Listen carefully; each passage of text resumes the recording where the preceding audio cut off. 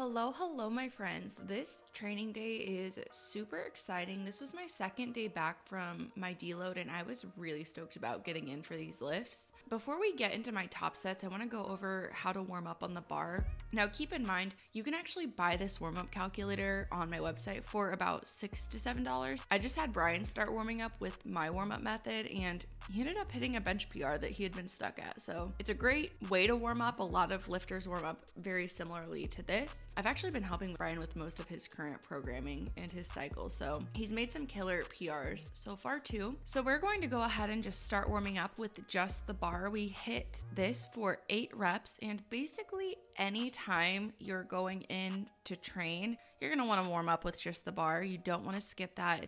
Now, there are a couple ways that you can actually warm up, and this is included in the calculator as well. I warm up with about 6 to 7 warm-up sets, including just the bar. The warm-up sheet has 2 separate ways that you can do it, one with less warm-ups and one with more. So our second warm-up set is going to be 3 reps at 50% of my predicted top set for the day, which the predicted top set is 295 pounds. So 50% would be about 147.5 pounds, or about 70 kilos. And then the third set, we're going to hit for 3 reps again, but at 65% of that predicted top set. And this is about 191 pounds, 192 pounds. This starts to feel heavy. When you do less warm-up sets, what happens is you will feel like the warm-up sets are heavy, but it does save a little bit more energy when you're hitting PRs to do less warm-up sets. Meanwhile, when you do more warm-up sets in your training, it actually helps you better with warming up, but it is a little bit more fatiguing because you're getting in more volume. When I am hitting heavier weight or going into PR like I am today, I do less warm-up sets, very similar to how I would do it on competition day itself. So you'll see in the training sheet that there is a competition style warm-up, and then there is a warm-up on the bar for in your training. I only have one warm-up set after this, and that is going to be at 280 pounds.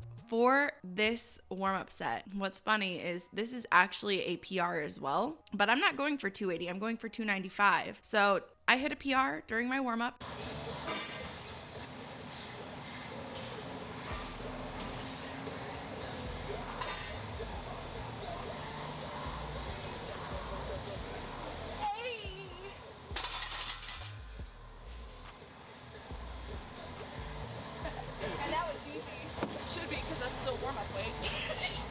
And then we go ahead and we move into our first working set.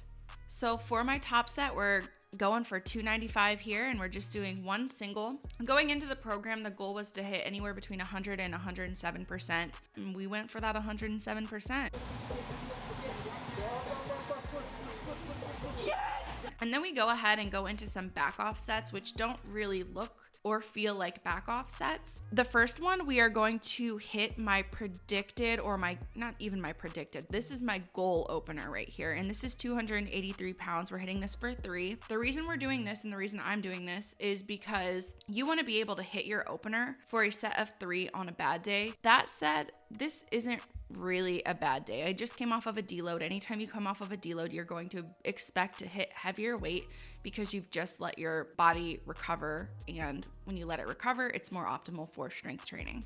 So it's not necessarily my worst or hardest day, but I did just PR. So in a way, it did fatigue me a lot more. So I'm happy that I hit that 283. It was a struggle though, let me tell you that. And then the following 2 sets after that are just at RPE 8. So I ended up hitting like 264, I think, for this. Super light, and it felt very smooth, very easy, a lot easier than the 283 that I hit for that goal opener weight. But I'm gonna be doing this, hitting my opener for basically up until a week before my meet. So once I'm 1 week out, I'm going to stop hitting those triples for my opener. But I just want to make sure that I am staying optimal for that opener, even on my worst days. All right, and then we move into bench, which I'm not going to show you my warm up for the bench. It's the same percentages. This is my last warm-up set you're seeing right here. And then I think I hit that for like 176. My PR is 174, 175. So technically it was like a 1 pound PR. And then we go ahead and go for that PR. And I have been stuck between 165 and 175 for so dang long. So I had little butterflies in my tummy. I was so excited to hit this. This is 187.25 pounds. This was a touch and go, not a official comp lift, which ideally I'd be hitting this as a comp lift. I would be so happy to hit this on competition day, but touch and go is a lot different than paused reps like you will see on meet day. So just because I hit this for a touch and go does not mean I will necessarily hit this on competition day. We're gonna hit that opener again for a triple, and I wanted to hit this regardless if it was assisted or not. So I did have Brian assist me. This is 180. I am not confident that this will be my opener. In fact, I'm not even sure. This could possibly be my third attempt. And then our last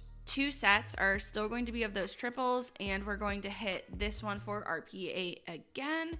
So that would be 150 and 154 pounds. I did do the pauses with these because it is very important that I'm practicing the pauses. Honestly, the only reason I didn't do the pauses beforehand were, again, just because I was really aiming to go for that PR. Most of my competition style lifts are going to be how it should be in training. So this is kind of the exception today where I'm not practicing those commands, but I did practice the commands on these last 2 sets. And after that PR day with squat and bench, I move into my accessory work. We only have 2 accessories, and the first one is one you've already seen in my program from the last block, but we're doing it again because it's really just helpful for my glutes, and we're still focusing on that progressive overload. You do typically want to change up your movements slightly, but this is one of the movements that I decided to keep in from my last program because it's really helping me with my mind muscle connection with my glutes in comparison to barbell hip thrusts. And the final accessory and final movement of the day, we are hitting single leg deadlifts. We're using 2 dumbbells, and we hit this for 8 reps each side with 30 pounds. My balance is